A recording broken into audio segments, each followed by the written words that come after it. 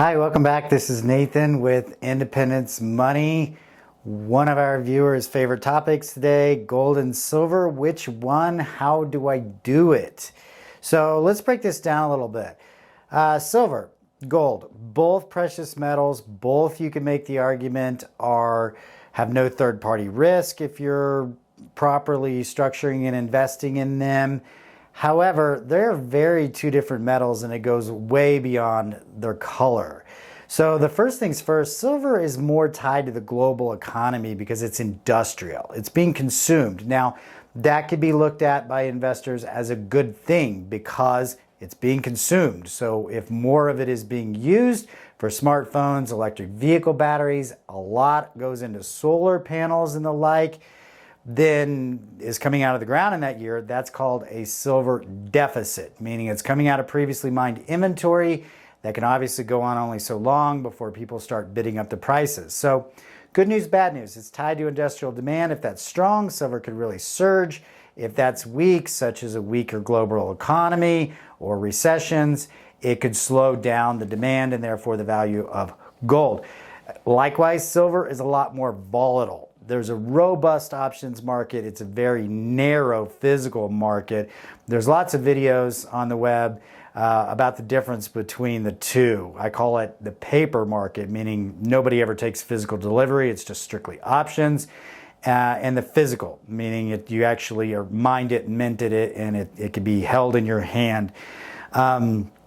If you read a book called The Big Silver Short, it makes the case that silver is a lot more manipulated, meaning they can kind of drive down the price or smash it if it rallies too high. It does stand to have some reason behind it because if it gets too expensive, well, then that affects everything else we buy from the camera this is being filmed on, right? So for that reason, gold tends to be a better diversifier. It tends to be non-correlated to, in some respects, even its counterpart silver, right? But it tends to be also non-correlated to stocks, more so than silver, and holds up in elements of diversification and a variety of different economic scenarios a little bit differently and like I said, more uncorrelated than silver. However, a lot of people make the case for silver because it's so much cheaper than gold. I mean, an ounce is an ounce, right? A gold coin is a little bit smaller in diameter than an ounce of silver because it's denser, but an ounce is an ounce. Why is silver so much cheaper? That's a question a lot of speculators have asked for a long time.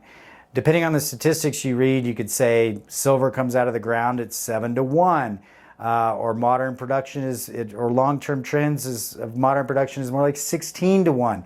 However, the ratio of silver is way out of whack compared to that. Now, back in March of, say, 2021, silver was 40 ounces to 1 ounce of gold when you compare the price. At the recording of this video, it's more like 85-to-1. So you can make the case you could get a lot more bang for your buck for silver.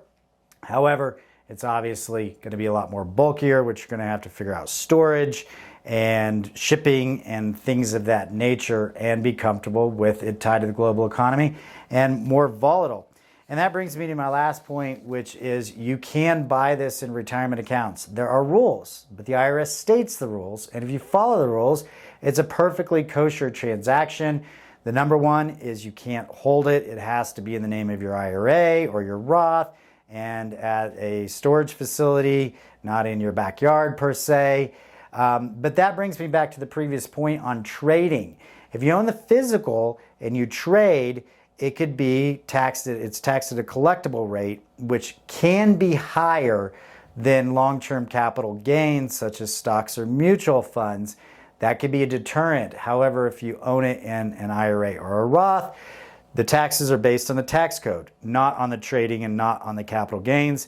And still, nonetheless, some people do like using IRA to Roth conversions, especially the silver investors. If they think that silver is really going to rally like 4 or 5 times over, you might feel more comfortable that being a tax-free account than a later taxable account, such as a deferred one, such as an IRA.